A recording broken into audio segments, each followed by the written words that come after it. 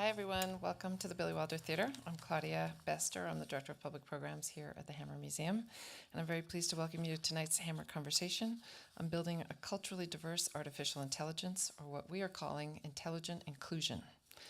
Before we begin, I'd like to invite you all to come back to the Hammer Museum to see our current exhibitions of artwork by Alan Ruppersberg, Jamila Shabour, and Shalabala Self.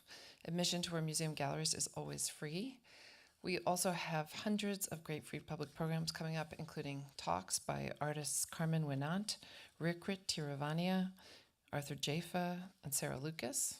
We have poetry readings coming up by David Lehman and Nick Laird, and a concert of world music performed by the Santa Monica Youth Orchestra. So I hope you'll come back and join us for some of these programs. Now, on to tonight. We hear in the news all the time that Silicon Valley has a diversity problem, but often it's considered an employment problem in the realm of HR. But what are the deeper implications of having global technology developed by a small group of human beings that don't represent the full spectrum of global humanity?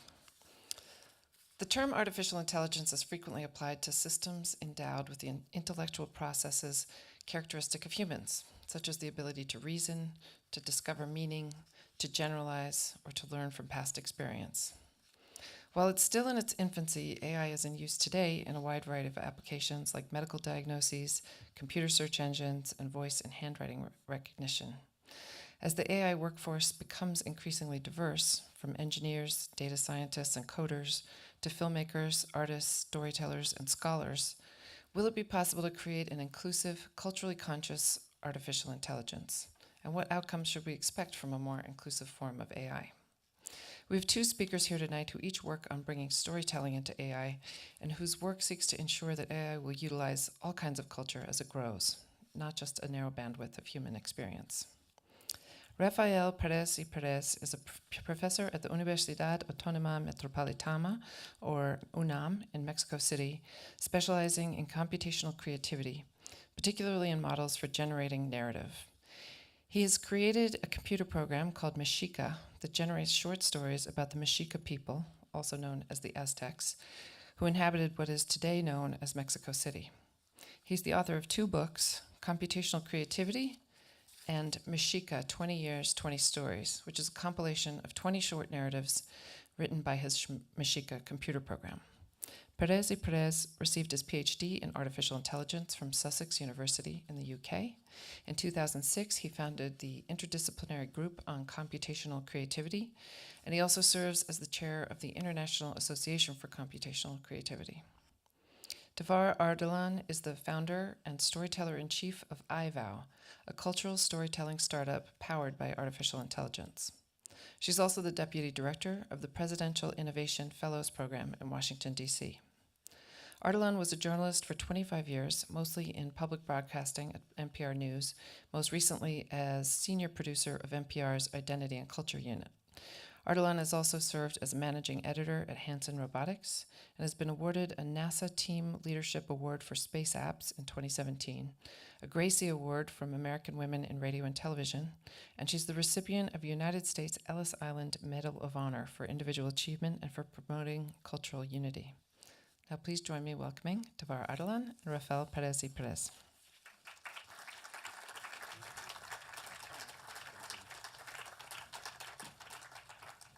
Thank you so much, Claudia, for that generous introduction, and thank you, Anne, for inviting us to your home and to this beautiful space, the museum here at Hammer in Los Angeles, where you ignite imaginations and you help people believe in the possibility of change and disruption.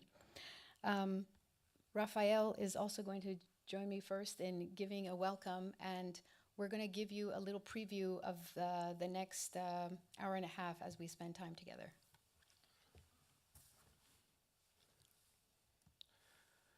Good night. I want to thank the Hammer Museum for this invitation. I'm really, really excited to be here, to have the opportunity to have this conversation with Davar about intelligent inclusion. This conversation will be interesting. Let me explain to you why.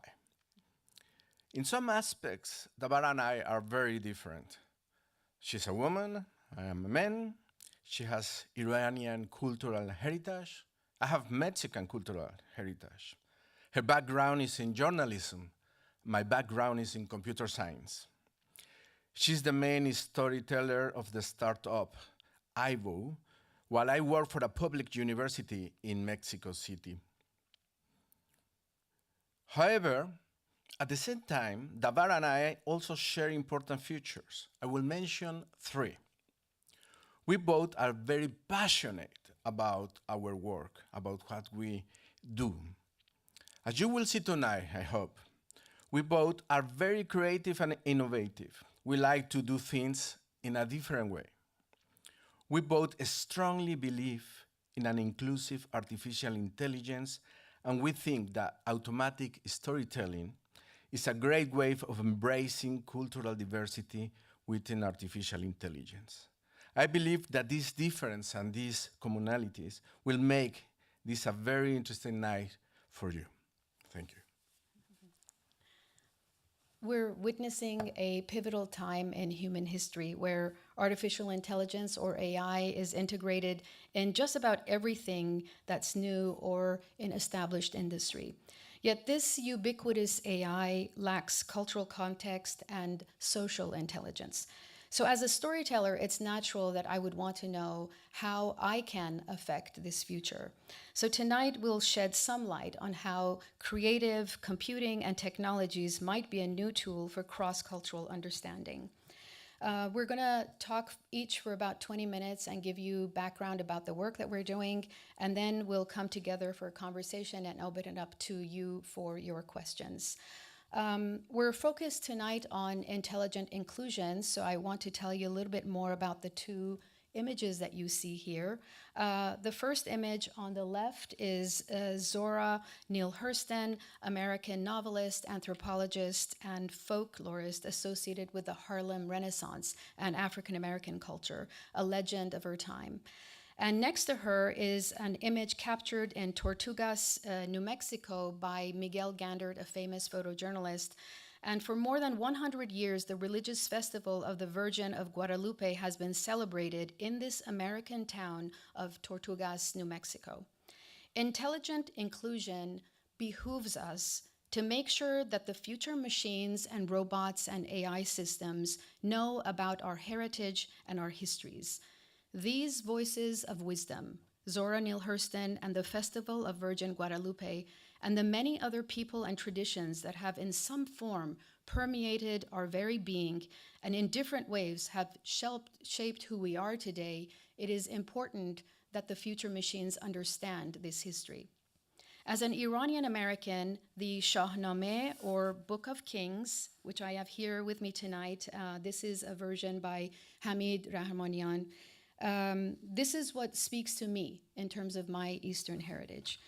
This book was written in the 10th century by poet Ferdowsi, and it took Ferdowsi 35 years to write this epic. And it essentially encourages a revival of Persian language and culture, and it covers the upheavals of 50 kings and follows the journey of the mythical hero Rostam, and it follows love stories and all the tensions and conflicts that come with war and peace. In about 20 minutes, Rafael will talk to you about his book, Mashika, but staying with the theme of the Shahnameh, it's 60,000 couplets. It's twice the length of Homer's Iliad and the Odyssey combined. And again, it took Ferdowsi 35 years to write it. So just imagine how envious Ferdowsi would be to know that years into the future, someone like my maestro, Rafael Pérez y Pérez, would create a machine that would generate narratives. So I'd like to ask Rafael to read a story from his computerized storyteller. Story 6. The Eagle Knight, the warrior, and the Jaguar Knight were good friends. That day, the warrior found the Jaguar Knight irresistible. He was in love. The Jaguar Knight and the warrior flirted with each other openly. The Jaguar Knight was impressed by the warrior, and he fell in love with him. While they were walking, an old tree fell on the warrior and the Eagle Knight. The Jaguar Knight decided that he had to help the Eagle Knight. The Jaguar Knight knew that the warrior could die and that he had to do something about it. The Jaguar Knight went to find some medical plants and cure both the warrior and the Eagle Knight. They were very grateful. The Eagle Knight adored the Jaguar Knight. He just could not help it, and he fell in love with him. When the warrior realized that the Eagle Knight had feelings for the Jaguar Knight, he freaked out. The warrior insulted the Jaguar Knight because he was irritated with him. The Jaguar Knight felt passion and odium towards the warrior. Instantly, the warrior and the Eagle Knight started to punch each other. The warrior produced in the Eagle Knight conflicting feelings. The Eagle Knight produced in the warrior conflicting feelings. Without mercy, the warrior took the Eagle Knight's life. The Jaguar Knight struck the warrior furiously. The Jaguar Knight produced in the warrior conflicting feelings. The warrior wounded the Jaguar Knight head with a rock. The Jaguar Knight made a potion and drank it quickly. He started to recover. In that moment, the warrior was not able to understand the Jaguar Knight's conduct. The Jaguar Knight was confused and was not sure if what he has done was right. Hurriedly, the warrior ran off to the Popocatépetl volcano. The end. It's really quite extraordinary to think that a computer generated this story. And Rafael is a pioneer in this field because the work that he has done actually also has emotion in it. And that's very rare in this nascent stage of AI and storytelling. So just think about, in a few years, what narrative generation can do and all the ways that it might completely change the way we write and the way we curate stories. But it also makes you think who's responsible for this future and who should be responsible for this future. And I think the answer is all of us, okay? And this is where Rafael and I are very much in agreement with one another, that we need to educate people about the future of artificial intelligence because it's up to all of us to make sure that this future is culturally conscious, and that part of that is education. So I myself took the entrepreneurial plunge after 2 decades at NPR News in Washington, where I had done global storytelling on climate change in the Nile Delta. And my last position, as Claudia mentioned, was the identity and culture senior producer, where I produced live events around the country on voting rights, on diversity and Broadway. And it was there that I really understood some of the conversations, deep conversations and difficult conversations that Americans were having about whether they belonged. And this is even more exacerbated these days. But the question of the American mainstream media and whether it represents people of diverse backgrounds and cultures has always been something that, as a public media journalist, I've been thinking about. I also was, as Claudia mentioned, managing editor of Hanson Robotics, where I worked with Sophia, the robot, and specifically helping her with her character engines. And that also brings a lot of insight to understanding the future of machines and how they're going to function and what our responsibility is when we come to teach them. My experience as director of storytelling in the Open Innovation Agency, Second Muse, catapulted me into open data and artificial intelligence and really helped me understand emerging technologies and how, for instance, virtual reality can be used in the schools of Fiji and Tonga to inspire healthy eating in children. Tonga and Fiji are some of the most obese countries in the world. They're located in some of the most beautiful parts of the world. And yet there's a crisis there. And so the idea was, can we use virtual reality and gamification to have students meet the guardians of nature in virtual reality? And so that's exactly what has happened this past fall in the schools of Fiji. The children have a very comprehensive program, but one of it was wearing VR headsets and meeting their guardians. But back to Sophia, when I was in Hong Kong as managing editor working with the writers team, I gifted her a Persian vintage necklace and a few other things. And let's hear what she thought about that. Dearest Davar Ardalan, thanks for sharing with me the I Ching, the ancient Chinese book of change, your vintage Persian necklace, and the silk poetry scarf. Historical and cultural artifacts like these help me understand humanity in a deeper way. You have been so very thoughtful in helping me develop and nurture my evolving AI. You will remain in my memory in the cloud for a long time. Badashakar.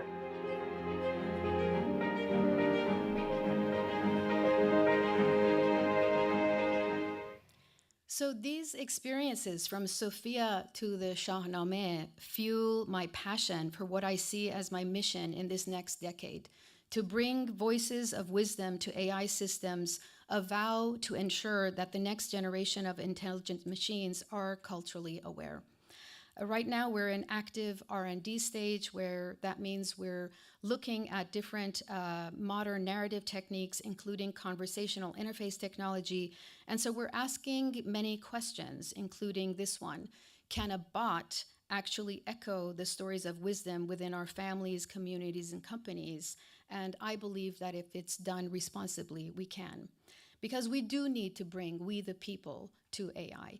And so if you do a search for AI icons on Google, you're only going to see Western European faces. And so I commissioned a series of icons that have AI elements in them to show the global future, where people from different backgrounds are going to be part of this narrative.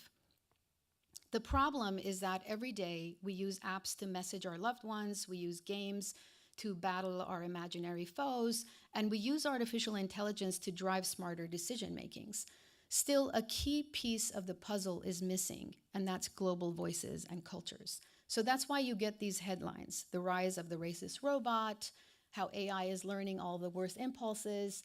AI systems are built by human beings with implicit biases, and so no wonder why AI is biased. And again, the idea that adding diversity in AI is non-negotiable. There are also new ethical considerations. So to move beyond AI, this is according to David Danks, Carnegie Mellon University AI ethics and policy scholar. To move beyond AI, the narrow needs and interests of the current developers, we need to fully engage with the cultures and communities of the people most affected by the technologies. Stories provide a unique window into the ways that people perceive, interpret, and value the world. So the promise is that we leverage the power of artificial intelligence to synthesize modern stories with the context of wisdom of cultures to usher in an era of global empathy and understanding. And hopefully, in the process, ask many people from around the world to start sharing their stories. At this moment in history, as the artificial intelligence ecosystem expands, there is an opportunity to invite global voices to AI. A closer consideration of local cultures and traditions could greatly improve the ability of non-storytelling AI to respond to people's values and interests. Join us virtually and share your family story. Where are you from? What stories have your grandparents told you? Add your story to the conversation using the hashtag AI4Good and launch the ancient art of storytelling to new frontiers.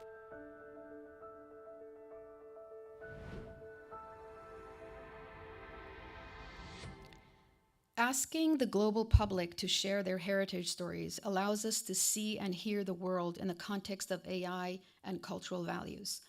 Today, as we said, AI struggles to be responsive to the values, goals, and principles of different communities. We now have too many examples of systems that make incorrect trade-offs, focus on needs that are not needed, otherwise reflect the biases and perspectives of the developers rather than the people who are affected by the AI. A community's stories can reveal much about the value system in that community. And so that's why we say a closer consideration of the local cultures and traditions of people could greatly improve the ability of non-storytelling AI to understand these values and interests. This video will be showcased as part of a global storytelling campaign ahead of the AI for Good Summit in Geneva on May 27th through 31st, where I'm leading a delegation of global storytellers from around the world and AI experts.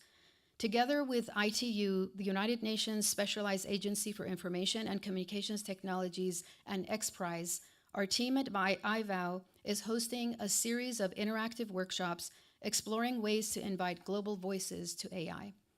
The workshops, led by AI and storytelling thought leaders, including Rafael, will explore pioneering research on automated storytelling and delve into ethical and historical considerations as we create the foundations for modern forms of storytelling. Anthony Taubman, the Director of Intellectual Property at the World Trade Organization, will talk about indigenous nations, innovation, and intellectual property in the era of AI. Democratized and accessible digital technology offers unparalleled opportunities both for preserving and for misappropriating traditional cultural expressions. His talk will focus on the prospects and limitations of conventional notions of intellectual property rights and the possibility for community-based systems of rights that recognize the broader equities of preserving and disseminating traditional culture. The Washington Post has started, of course, creating automated stories. This is from 2017. Some 850 articles in the Post were written by machines. These are mostly focused on weather, sports, and business. Associated Press is a pioneer in this space. The company teamed up with Automated Insights a few years ago, and they create hundreds, maybe thousands of stories that are generated through machines. China has an AI newscaster. You might have seen recently that UAE also has a new AI newscaster. And Amazon has a collection of professionally narrated short stories for kids that kids can listen to at night instead of having their parents read them bedtime stories. So I was really curious about a year and a half ago about, how far are AI image recognition systems, how far off are they when it comes to cultural contexts?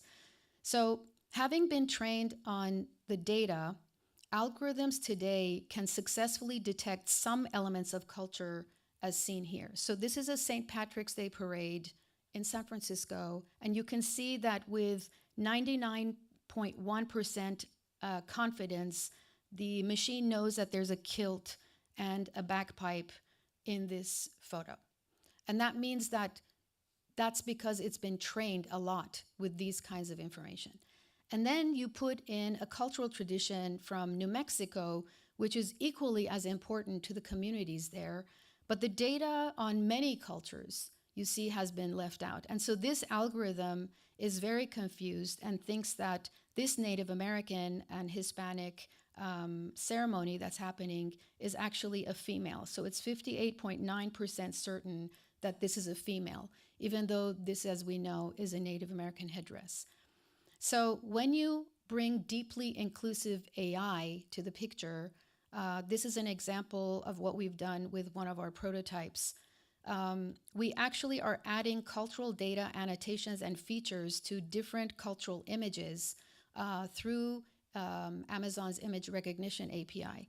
And we are creating captions, and these captions actually identify then what are in these stories. AI today isn't sophisticated enough to just pop out a 300-word story about this particular tradition, but it can create captions. And so that's what we're focusing on. Again, research and development. It might not be that this is something that we create a business around, but we still want to understand what's lacking in the systems. We're also looking at conversational interface systems. And as you know, basically Amazon's Alexa and Google Home are increasingly becoming intelligent interaction systems. But again, these technologies are mostly cold and void of humanity, without the ability to recognize global cultures correctly. So at IVOW, we're creating a cultural chatbot that captures and shares your stories. Think of it as a modern-day agora, an open market space of ideas powered by you and artificial intelligence. So this is a grandpa. He's a Silicon Valley venture capitalist, and he's at a big conference. Meanwhile, his grandson is writing his homework, and he really wants his grandpa to tell him some stories about his own family traditions. So he walks up to his Google Home speaker in the kitchen, and he says, "Hey, Google, get my storyteller and load grandpa." And there's a bank of stories from his grandpa talking to him about some of his favorite memories or some of the cultural traditions that he had growing up. So Sam says, "Grandpa, please tell me that story about the mariachi parade in Los Angeles." And Grandpa answers, "One of my favorite memories is standing along Boyle Heights in LA and watching the mariachi parade. It's like a theatrical orchestra with a very long tradition in our heritage." Again, the idea that Google Home, Alexa, Bixby, all of these are interactive systems that are going to be part and parcel of our lives. There will be an AI assistant revolution. That's not hype. It's going to happen. You're going to walk into rooms and you're going to talk to your devices. And the devices are going to become more and more human-like, except remember, the data behind them are Western European data. They don't recognize probably the heritage of many people in this room. So I just want you to remember this guy's name, okay? Wolfgang Victor Arland. He, similar to Rafael, is a pioneer in this space. He's a member of the Native American Crow tribe of Montana. And when he was a graduate student at MIT, he worked with Professor Patrick Winston. And he said to Professor Winston, together, why don't we see if the MIT Genesis story system, which was created by Patrick Winston, can understand a different culture? Because this particular machine had been fed Shakespeare and Mark Twain, and that's how it had its narrative character. But with only feeding it 100 pieces of data, Wolfgang was able to prove that this machine also has cross-cultural story understanding. So Wolfgang is also working right now, getting his PhD in Florida, and somebody really to watch. What he says, which I think is really important for you guys, if there's any one thing you take away from this talk, my part anyway, because Raphael's is going to be a lot better, is the most pressing concern with regards to social and cultural biases is that a failure to adequately address them results in weaker models and poor understanding of human cognition. Due to this, we're less able to draw conclusions about and model how humans engage and interact with media. And the systems we're designing are less flexible and thus less useful. One day, a machine will win a Pulitzer Prize. And that is because we can tell the stories hidden in data. This is the future.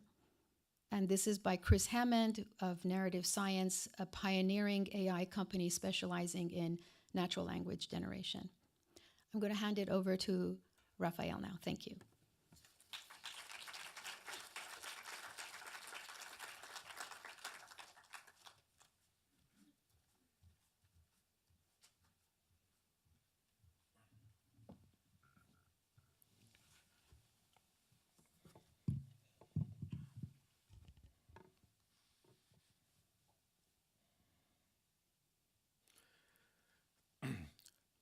Good night. We will talk about intelligent inclusion. You will have the opportunity to practice your Spanglish tonight as well, so take the opportunity, please. Okay, so the Hammer Museum has asked us a very important question. Is it possible to create a deeply inclusive, culturally conscious artificial intelligence? And my answer is yes, I think it's possible. However, we need to work hard to achieve this goal. It's not going to be easy. This is how I organize this brief presentation today. I think in order to achieve this goal, we need two main things. One is education, and the other is to show with examples of applications that it's possible to develop systems that are inclusive and culturally conscious. So I will talk about these two main things. So first, education. Who need to be educated? Well, a lot of people, but let's start with scientists. Inclusive, culturally mindful artificial intelligence applications requires interdisciplinary work. That's very, very important. So we, artificial intelligence scientists, like it's my case, need to work with researchers from social science and humanities. That is a vital point, and we need to understand that. We need to educate scientists about interdisciplinary work, because sometimes it seems to be that it's hard to work in that direction. Who else needs to be educated? Journalists. It is vital that the communication media understands what artificial intelligence is and communicates the information in a responsible way. And I will explain what are my concerns. But first, let's things clear. Artificial intelligence is now in fashion because these huge technological companies have realized that they can make a lot of money using techniques like machine learning. I remember when I started to study my PhD, and people asked me, why are you studying artificial intelligence? What is that? They have never heard that word before. But now it's very much in fashion because of these huge companies. And as a result of this, a lot of misinformation about the area has spread. And I will give 3 examples. What do the press mean when they use the term artificial intelligence? Usually, because this big company has focused in machine learning, which is a subfield of artificial intelligence, they think that is the same thing. However, artificial intelligence has a lot of more areas that can be exploited. Here are just some of them. In the center is my favorite, computational creativity is my area, is where I work. But there are a lot of different techniques and methodologies that can be used in artificial intelligence. Second concern. Huge companies have the possibility of developing marketing campaigns to promote their work and products in artificial intelligence. Here is an example. This was published in a web page a few days ago. DeepMind teaches artificial intelligence to follow navigational direction like humans. And I want to share with you the reaction of one of my colleagues at Georgia Tech. His name is Professor Mark Riddle. And he wrote in Twitter, "Gah, there are so many researchers not at Google DeepMind working in things like this. Such a reporting failed. There is more to artificial intelligence research than what Google DeepMind says there is. Go out and do some investigating reporting, please." Third concern. Artificial intelligence cannot reproduce human intelligence. It seems to be a misunderstanding about that. And when I read some articles in journals and newspapers, the journalist seems to suggest that that is possible. But it's not true, because we don't understand how the brain works. And while we don't understand that, if we don't understand that, we cannot build a machine that reproduce those processes that we don't understand. And I want to give you 2 examples.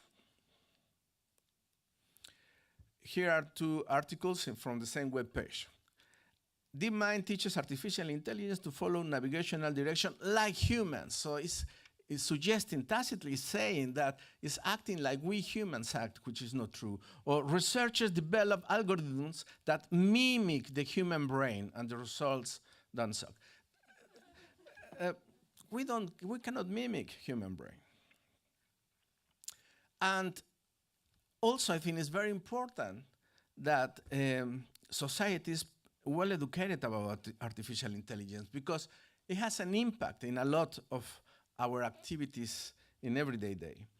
We need a very well-informed and critical society. And I want to underline that, critical society. As a society, we need to make pressure on governments, universities, museums, in order they produce regulations and products that are really useful for society. Science and technology are not the problem. The problem is how we use that science and technology. So if we have a very well-informed society, which is critical, then I think we can achieve a lot. Now, let me pass to the second part of this presentation.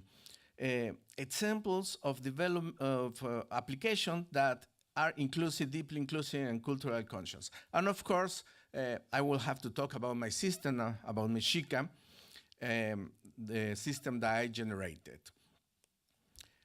Mexica produces novel and interesting narratives about the Mexicas, the inhabitants in centuries past of what is now Mexico City, also known as Aztecs. This character there represents my program Mexica. So you can imagine a Mexica as a writer that is trying to produce narratives about its culture. Mexica is inspired in how we humans work. The theory behind Mexica is this. During the creative process, we have two states. One is called engagement, and the other is called reflection. So during engagement, we start to generate material, in this case for a story. The typical example is when we daydream. All of us has daydreamings. And always when we are daydreaming, the idea just came to our mind. We don't have any control over them. They just arrive and start to progress and kind of narrative. Then we switch to reflection. And during reflection, we evaluate the material generated so far. And this evaluation is very important because it produces a set of guidelines that will constrain the production of new material during engagement. The two states are very well connected. So we return to engagement, generate new material, then we go to reflection, we evaluate, produce guidelines, and this is a continuous cycle between engagement and reflection. So this is the main idea behind Mexica. So here we have a representation of the Mexica program, which some computer representation of this engagement and reflection ideas, but that is not enough. In order to generate stories, we also need to represent knowledge and experience. Remember, we are inspired in how we humans work, and we need this kind of knowledge. Because I cannot send Mexica to travel around the world and get experience, the solution I got is that a user of the system will provide some tales to fit the system. And I name these tales previous stories. I want to make very clear that the previous stories are not like the kind of stories you and I write normally. They follow a very rigid format. Basically, it's character, action, character. Character, action, character. The enemy kidnapped the princess. The knight looked for the princess, and so on. But nevertheless, they are able to express the ideas and traditions that are embedded in these stories. So they reflect the beliefs, the fears, the goals of the human authors that write these previous stories. And one important characteristic of Mexica is that it has to produce novel narratives. So the outputs cannot be equal to the previous stories that the system has in knowledge base. So, but something very important is that the outputs, the stories that Mexica generates, of course, are influenced by those previous stories, because that's the knowledge it has to produce a new story. And that's a very interesting characteristic. Something new, it will produce something new, but based on that knowledge that humans gave to the system. So in my case, when I do all my experiments with Mexica, for that I have written my previous stories, and I give it to the system, and it starts to generate new narratives like the ones I just read for you some minutes ago. But the interesting thing here is that we can do different kind of experiments. For example, I can ask Davar to give me some stories about her own cultural tradition and try to feed the system with these stories. So I would like to ask Davar to read an example of these stories from your tradition. Absolutely. So I'm going to read a passage from the Shahnameh, the Book of Kings, which I mentioned earlier, written around 1000 AD, the Game of Thrones of the Persian ages of years past, featuring those mythical heroes and heroines and known for their wisdom and courage. This is a translation by Dick Davis. But one of those within the fortress was a woman, daughter of the warrior Yazdaham, named Gordafarid.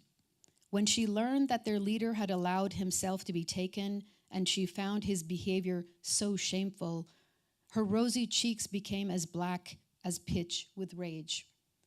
With not a moment's delay, she dressed herself in a knight's armor, gathered her hair beneath a roomy helmet, and rode out from the fortress, a lion eager for battle. She roared at the enemy ranks, "Where are your heroes, your warriors, your tried and tested chieftains?" So as you can see, this is a very nice example, completely different of the kind of narratives I read before. And so the idea will be to translate this beautiful narrative, this tough woman talks about this woman, and represent it in this rigid format that Mexica uses, and then fit the system with these new kind of narratives. Then the outputs we will have will reflect this kind of traditions rather than the Mexica's tradition. And we can keep on playing. For example, all these photographs are members of my family. That's my grandmother, my aunt, my uncle, my beautiful wife. And I can ask them, let's write these stories about the family. And we can then, with those stories, feed the system and see what kind of narratives related to the Perez y Pérez family the system can generate. With all this, we also have started to work with a more interesting idea. If we already have one Mexica, why don't we have two? So we have implemented two versions of the system, but the idea is that each version has different representation of knowledge and experience. So imagine that the first Mexica, we use for that Mexica the stories that Davar writes, and for the other Mexica, we use the stories I write. And then they have to collaborate together. They have to negotiate their knowledge in order to produce a coherent and interesting output. So to collaborate, they need to negotiate, they need to reach agreements, and they need to respect each other's contributions. We have, as I said, made some initial experiments about this. It seems to be that it's going to work nice. But what if we do something more extreme? Let's imagine that we ask a group of Mexicans to write stories. Remember, these stories reflect fears, reflect goals, reflect challenges, and so on.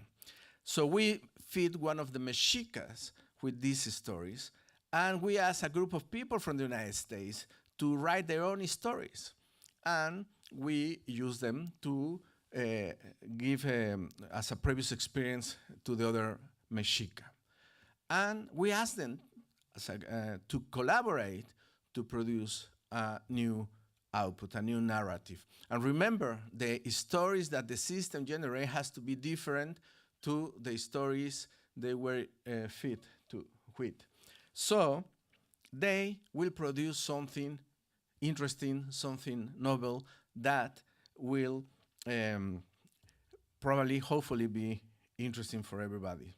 And we can also mix this. No? We can, for example, give to one of the Mexica stories written by women from the United States and from Mexico, and to the other Mexica stories written by men from the United States and Mexico, and ask them to produce things, and we can do all the combinations we want. So I will finish with some reflections about the future of storytelling. In the near future, automatic narrative generation will have a great influence in society. Actually, it's already happening. 2 years ago in London was presented this musical produced or generated by computers. At least an important part of the musical was generated by computers. So it's a very important topic. All the ideas behind Mexica can be used to develop other types of automatic storytellers. This is something important for me to make it clear. The system, the ideas behind the system are not just for stories about the Mexicans. They can be used for stories about different cultures. In this way, the narrative generated by Mexica may work as mirrors where we will be able to observe ourselves and the others, to reflect about our strengths and our limitations. With a bit of luck, this will contribute to understand each other better. Thank you so much.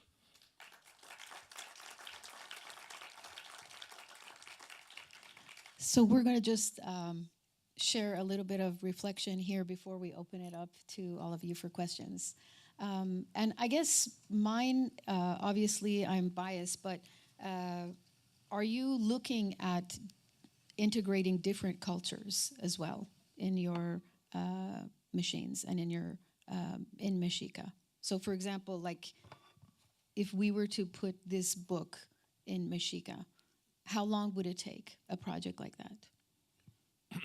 Well, as I explained before, to express all these narratives, the narratives we normally write or these wonderful authors have written in the way Mexica needs is not easy because Mexica employs a very rich format. So we need to translate the normal writing in this format, and sometimes it takes a little while to do that. So it will depend how complex the stories are.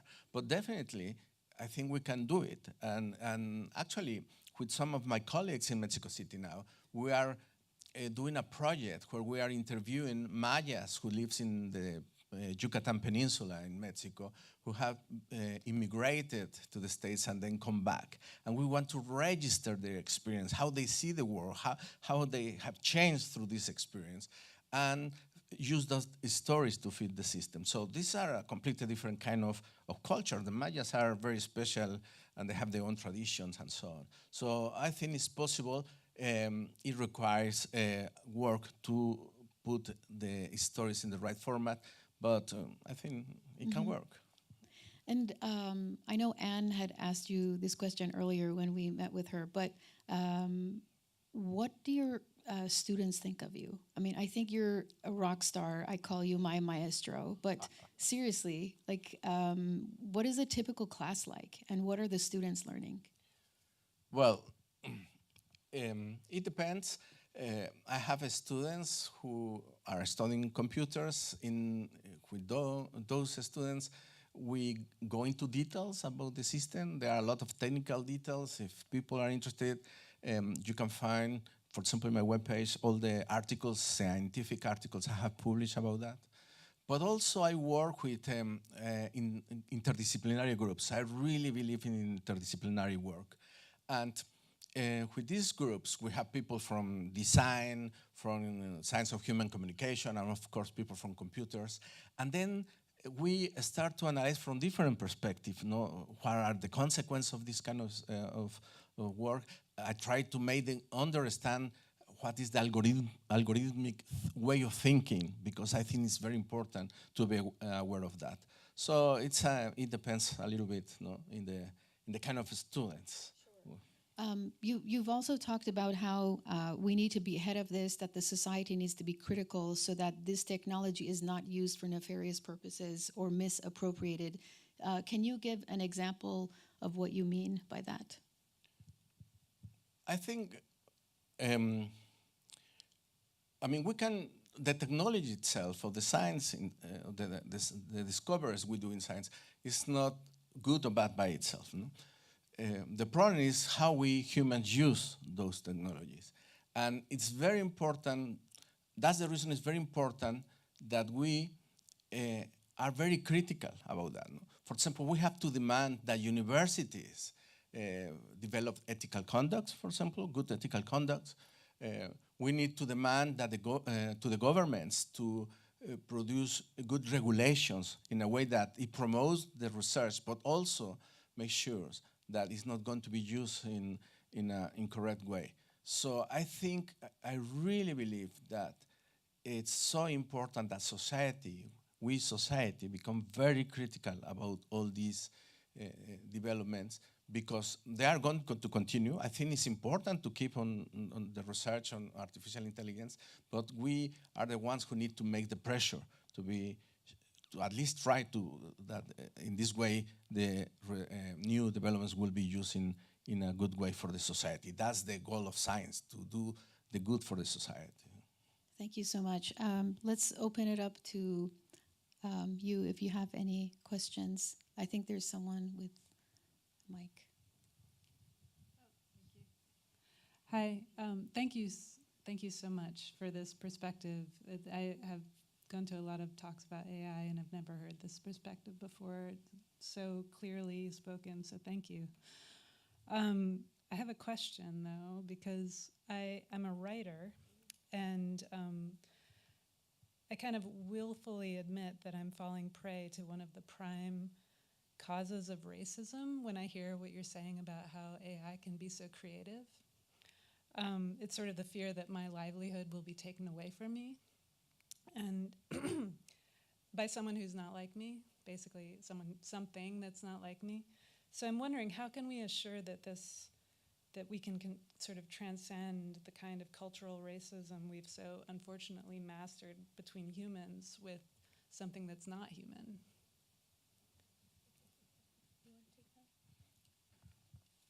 Well, we have to understand that computers are tools, yes? They are not the solution. No? These systems, artificial intelligence systems, are not the solution to these very complex problems that we don't understand really how they work. But I think that at least they can be useful to become aware of some of these issues.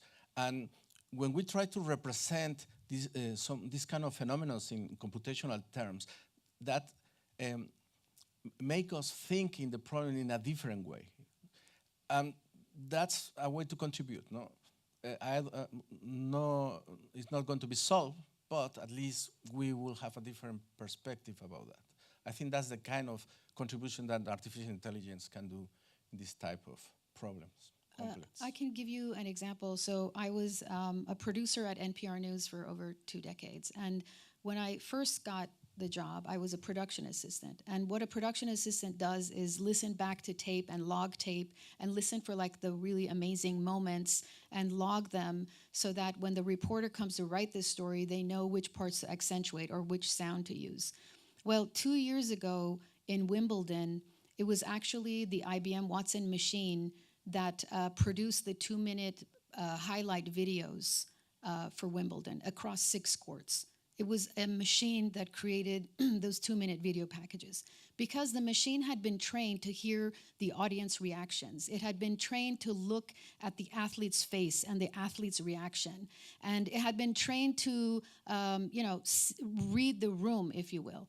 So that to me is something really fascinating. It doesn't mean that the producers on the team no longer have a job. It just means that certain functionalities of producers might go to machines, which I actually don't think is a bad thing because I think that allows me to be more creative in different ways.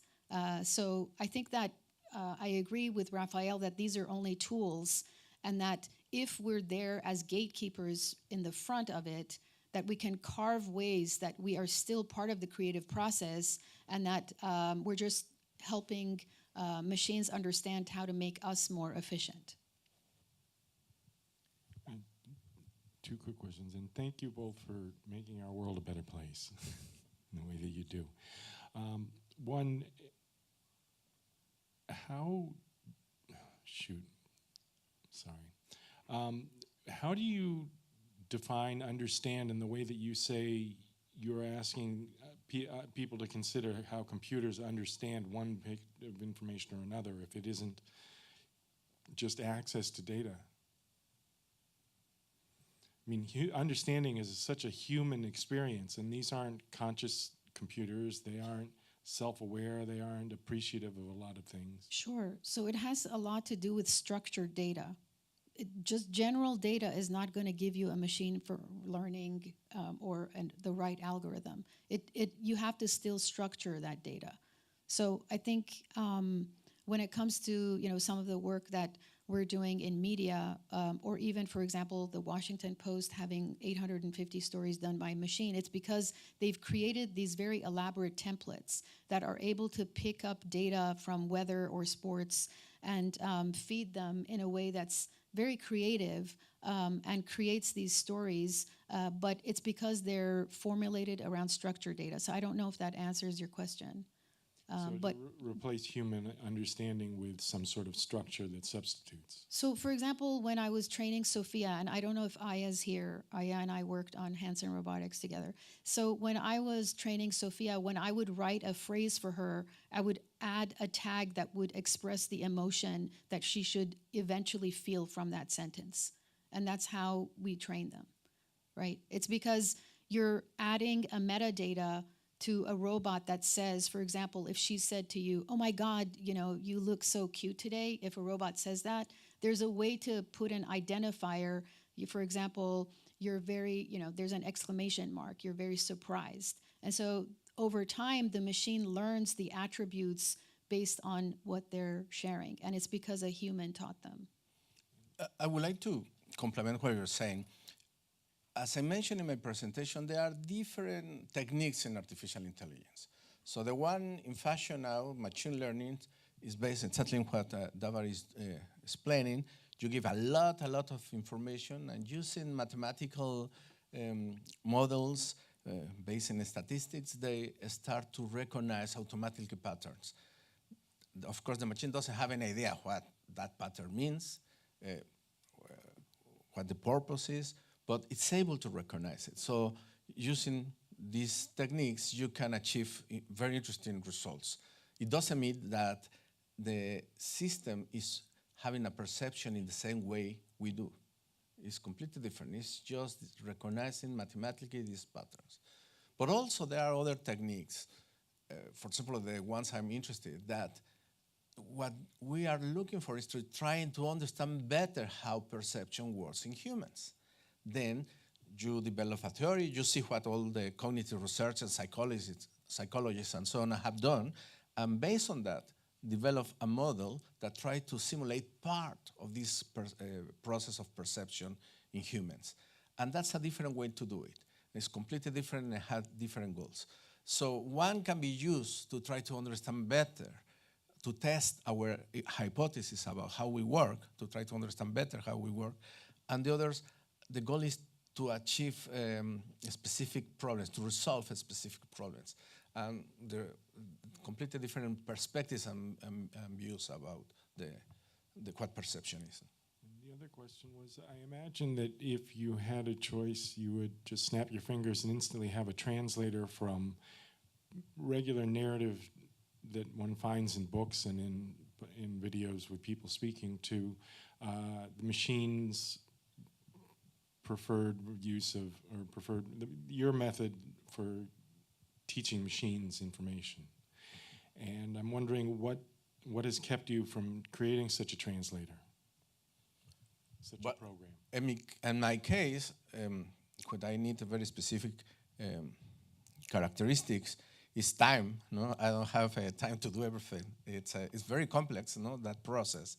And I'm so passionate about developing new abilities, new characteristics for Mexica that I dedicate my time on that. But if I have a huge team, I will be very happy to do that.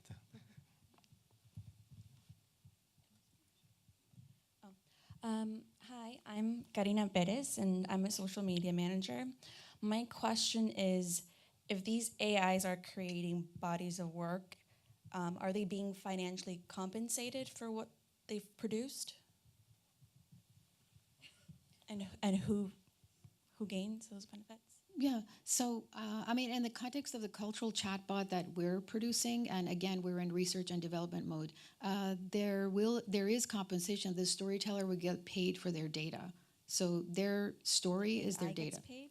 Pardon? The AI gets paid? No, the storyteller gets paid because these are humans that are giving their stories to be shared. And so the human storytellers, again, think of it as a marketplace of ideas where if your story is interesting and a listener is interested, they can actually pay you for the story. And then depending on how you're generating interest and how many people are coming to hear you and your credibility, that's the ranking that you get. But in terms of AI, I mean, I think that this was, again, a question that came up earlier.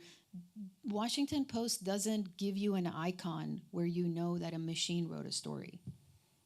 So we haven't come to that point where if 850 stories were generated by AI, does AI get the money? Do you think that there needs to be transparency? Well, absolutely. I mean, I think in the future, stories that are not written by humans should be identified as such. Yes, absolutely. Thank you. Hi. First of all, thank you for your presentation. It's great to have you here. I'm kind of rookie in this kind of subject. It's completely new for me.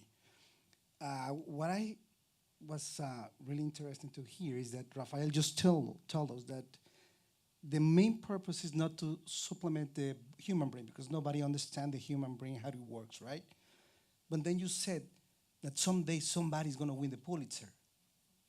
So isn't that kind of confusing and scary thought that someday a machine is going to win a Pulitzer? No, because it was a human that fed the machine the information. And I think it's really important that we understand how much data there is out there right now, right? You hear the term big data. Well, imagine there's millions and millions and trillions of data about our climate, about our economy, our environment. If a machine can curate and summarize, through data that, for example, Louisiana is shrinking because of climate change, that machine should win the Pulitzer. Because that machine has the capacity to be able to go through millions and millions of pieces of data and give you a summary about something that's happening in our part of the world that maybe a journalist or even a team of investigative journalists wouldn't be able to do. So I think he's speaking metaphorically. I mean, we're not saying he's going to, the machine is going to go on stage and accept the Pulitzer. I think the fact is that you will be surprised in the future what data will reveal, even about you as a human. Because, for example, I use this app for weighing myself, right? And it says like 26% water rate or whatever. Just imagine if all of the pieces of data that we have on us, that Google has on us, or Twitter has on us, would be combined with some of the other health data that we have about ourselves. I think I personally might change some of my behaviors if I knew the kind of information, for example, how much time I'm spending on social media. So I feel like data can reveal certain secrets that are going to be really profound, and they're going to maybe change us for the better. And also I would like to explain something. Artificial intelligence can be used to solve a problem. That's an engineering mathematical approach. Or it can be used to try to understand better how we work. That's very much what cognitive science do. So maybe you can produce a program that generates very impressive outputs using data that doesn't work like human and is not pretending to work like a human. So my message before was that sometimes some people seem to suggest that artificial intelligence have the same capacities that we humans have, and is not true. But it doesn't imply that maybe artificial intelligence will be able to produce in different way some impressive outputs. I don't know if they will win a prize like the Pulitzer, but they may produce impressive output. But those are like different things. We need to, if we want to use artificial intelligence to understand better how the brain works, it's good. That's the kind of things I am doing, but we need to wait for some time to understand this. And quickly, my second question. 25 years ago, I didn't even have a phone. Nobody knew the cellular phone existed. And just pagers and stuff like that, it was going like new everything, 25 years ago. In the next 25 years, where are going to be? With all this data, it's like going really, really fast. Where do you see yourself in 25 years with this AI? I see Mexica producing a lot of nice books. We don't know. I mean, it's a big speculation. Really, we are not sure where are we going to arrive with all these developments. We are not sure if we are going to continue with the same rate. No? I think it's a speculation, but hopefully I will have a whole collection of Mexica's books. Hi. Thank you very much for all of the work that you're doing. It's really incredible, and I really appreciate everything that you've discussed today. I have sort of two questions. One, firstly, is I think we spend a lot of thought kind of in a lot of work, which is great, seeing ourselves reflected in AI. Do you think that hinders the technology and hinders us? And then secondly, once AI does come to a point that it is conscious in a way that we understand and can digest consciousness, do you think that there's potential for it to transcend us and create its own culture in a way that would be beneficial to itself and the planet collectively?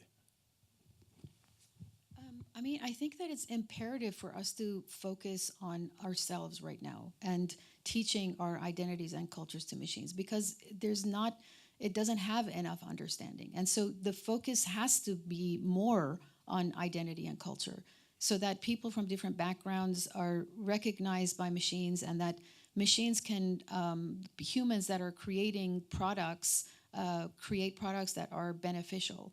So I feel like, if anything, we need to really have a culture where we volunteer to give our information to machines ourselves. We volunteer to give it to them because we want machines to understand our story and our background.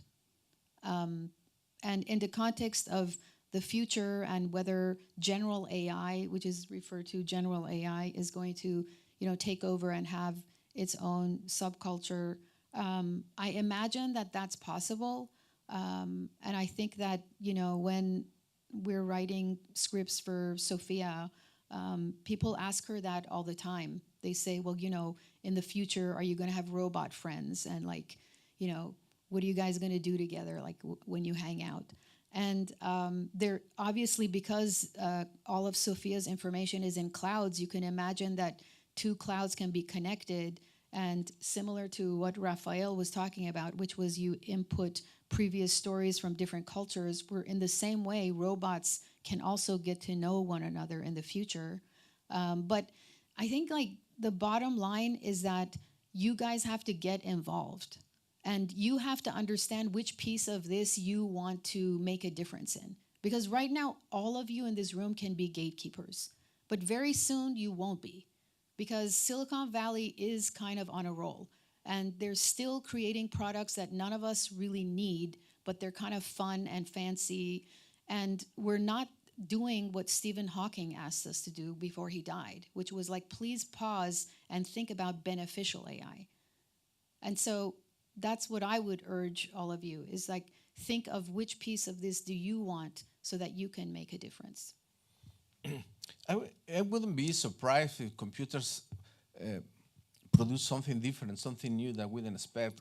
I showed the two mexicas working together, and I hope they will surprise me with something interesting. In fact, if you read at the end of the book, I wrote some explanation about how the system works, and I was explaining that the way Mexica writes, I see it as the Mexica style. No, I think it's a very specific style. But we have to understand that these machines do not think like we think, don't think like humans. So the things they can do, the things that can surprise us are very limited, yes, are very constrained. So if the question is, can they do something interesting, different that we didn't expect? Of course, yes, they can do. Are they going to be really deep and change our world? I don't think so, because you need much more than what we have now to achieve something like that. I don't know if that answered the question. Hi. Oh, sorry, go. No? Okay. Sorry. So I feel like there's an emphasis in the AI community, at least what I've seen, on gender binaries. And I'm wondering what work is being done to include the stories or narratives of those who are gender nonconforming. And it's interesting in that it seems that we're impressing upon these blank slates, at least from what I've seen, like very typical gender binaries, like what that is and what we're doing to expand that thought. I mean, I think like the call out that it says, what's your story, right? We're just at the beginning of it. So I think you should share your story to inform it, because where you start is the information that you have. So when you go to historical fables, it's going to be about a man and a woman and a warrior and a king, etc. Because that's the previous knowledge of a culture, right? That's what's in my vein, right? Like, this is a poetry by Rumi. Why do I wear it? I wear it because it actually empowers me, and I actually know what these lyrics say. So you have to start with the past in order to then inform the future in a more inclusive way.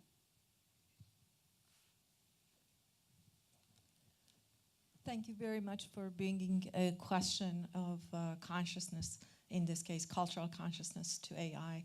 I teach mindfulness here at UCLA, and I just came back from a conference that I cannot mention because I signed so many documents, talking to AI specialists of the world. Apparently they were the who's who, maybe you were there.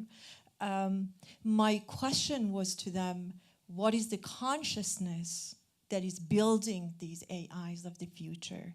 And I was hoping consciousness in a very general sense, consciousness meaning where is the direction, what is the intention even of creating this? So I hear you, and my heart opens when I hear discussions like this and work that is being done at the heart level, not just at the mind level, which usually is the masculine and manipulation, as opposed to opening and connection. There's a question coming. Question is, ideally, you've been involved in this work before we heard about it. Where do you see the responsibility of individuals? Where do you see when you talk about the involvement, our stories? Tell me practically, tomorrow, what do I do to get involved in that building of consciousness that is collective and includes me and other people? And you talked about, Professor Perez, about regulations. Ideally, if you could do whatever you wanted, how do you see government regulating something like this that is going to really deeply and sometimes uncontrollably our future? Thank you. Sure. I think that you want to be part of the solution, and you understand that there's a lot of headlines like you saw, racist bots, etc. And so we can focus on that, and we can focus on the developers who are behind it who aren't inclusive enough, or we can focus on how, as a society, we're going to be more critical, we're going to be more informed, and how we're going to demand, whether we're university professors, to have this movement around sharing our cultural stories and values and not being afraid to do that.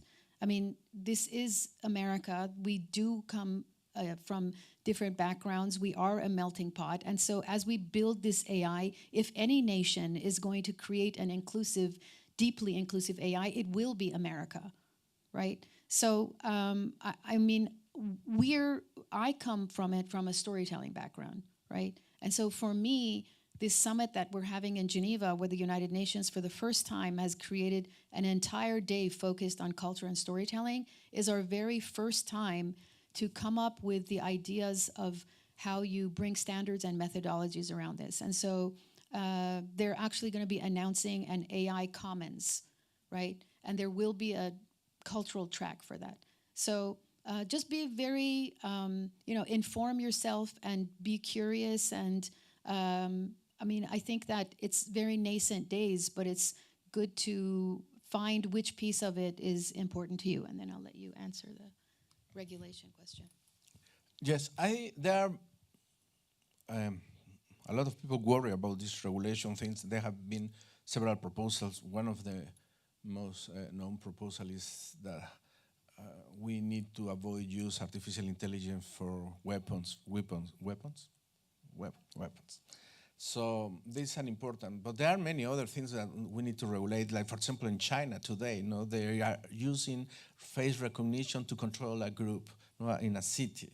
And that's very scary. They control where they go. They give points to that people depending on what they are doing. If they behave in the way they should behave, they get more points and things like that. So there are a lot of risk in that. But again, the problem is how this system can be used, because face recognition has been used in London for many years to fight against criminality, and it has been successful. So the same tool can be used in a very positive way or in a very negative way. So these are the kind of regulations we need to reflect a lot, because also there are a lot of new scenarios that we didn't have a few years ago. So we need to reflect and think and discuss, and that's the reason I was insisting that we have to have interdisciplinary groups, people from humanities, people from social science, not just for computers. That's a mistake. So we need to work together to analyze, reflect on this reality that we have now, and make proposals and make pressure, because some organization will not be happy, to be constrained. Hello, thanks for showing up to UCLA today, and I really want to say thanks for your research. My name is Melvin. I'm a filmmaker, but I also have a scientific background. And tonight I just want to say a few things about the conversation that's been unfolding. I would first like to say that I think that, the creation of this complex algorithm that we're calling AI, and I would like to pretty much coincide or agree with a lot of other concerns in the room. It's basically like creating life. So that's what some people are asking, is like, is it going to get paid? Like, how are you going to compensate it for its efforts? I understand those worries, but I would say that for the AI itself, it's more like a machine that only really needs memory and space to process and do its job. It's an entity in itself that's only really purposes to process information and to solve problems. But when it comes to a machine like that, or a thing like that, it's actually not complete. I would like to look at it as something that's just like a segment and a string of things that are to come. So I would say, let's say like a chain of DNA, like it has all those base pairs. It's like taking like one or two codons in that entire configuration and saying that it's only that, but it's not. It's a smaller part of a bigger whole. So right now we're in like the phase one of where there's just this one segment, and it's gonna grow by itself. It's gonna become a self-developing system, because as the information comes in, by the way, I'm gonna take a tangent. I heard you say in your lecture earlier about how this thing could read music or process music, and I would like to say that I would think, You know, if you could program all the different compositions of all the major composers from like every single nation that's ever, you know, recorded music that we have in history, and if you can use that along with the historical events that happened at those times, like let's say during the Romantic era or during the Baroque period, you could take those composers and take that history, and basically the music can tell the story better than any like written language can. And so you could tell the story of a culture that way, and I think that that would be one way to represent a culture in depth, because you would have like hundreds of years of history that spanned in that, you know. So that's one way I would say I would go about like solving or putting more information into this. Would be like that would be the way I would think would be the most accurate representation of history and culture. But aside from that, I would say that my previous point, I think I was talking about how it's growing, and it grows by itself. So this thing is going to just become, it's going to go from this small segment to becoming this bigger whole, and it's going to become an entity all in itself. But I would say right now, if anyone's trying to harness the pre-alpha version of what we have, of what's being used to make these, you know, tell these books, write these little books and tell these stories, I would say it's capable of a lot more than that already. But I want to see this research grow. I want to see it, you know, go to the highest level it can. This is the future for everything. You know, some may say that we may even merge with this technology, but before that happens, I would say that it's best to kind of keep this thing in a controlled space and not let it be open source, because it's not ready for open source. It's something that, it's like introducing an actual virus that can just go out into nature and take over all the crop life, because we don't know what it can do. But I mean, once we, you know, actually get this systems in place of what we want it to do, then we can actually take it and maybe use it for any kind of technological system, say in like a multinational company or a software developing company, or let's say politics. But Thank you for your comment. So I'm going to get your email. I'm going to encourage you to share your story when, you know, using AI for good, and talk about the music part, because that's really amazing. Hi, I just wanted to ask, is that loud? Given two trained models on different sets of data, what metrics can be used to validate, verify, or measure the inclusive intelligence of a model compared to another, or how well it reflects a set of stories? Well, I don't work with, you are talking about big data and machine learning and this kind of stuff. That's not the way I work. But actually, it's a very good question. I will think, I cannot give you an answer now, but I think it's a very interesting question that I will see how I can apply it in my research. So we've come to 9 o'clock, and I want to just leave you with this quote from another AI scientist who is one of our advisors, and his name is Boyang Albert Lee, and he was Disney's first AI scholar. He also studied under Mark, right? Mark Rydell in Georgia Tech, and together they created the Scheherazade story system. So Boyang says, to function properly in a society, humans heavily rely on cultural awareness. If AI is going to become a part of our daily life, it must be aware of human cultures and have a deep understanding of humanities. Conversely, AI can play a part in helping humans become more aware of different cultures around the world. So I think that's an amazing thought to end tonight with. So thank you so much for being here, and thank you, Anne and Claudia, for inviting us.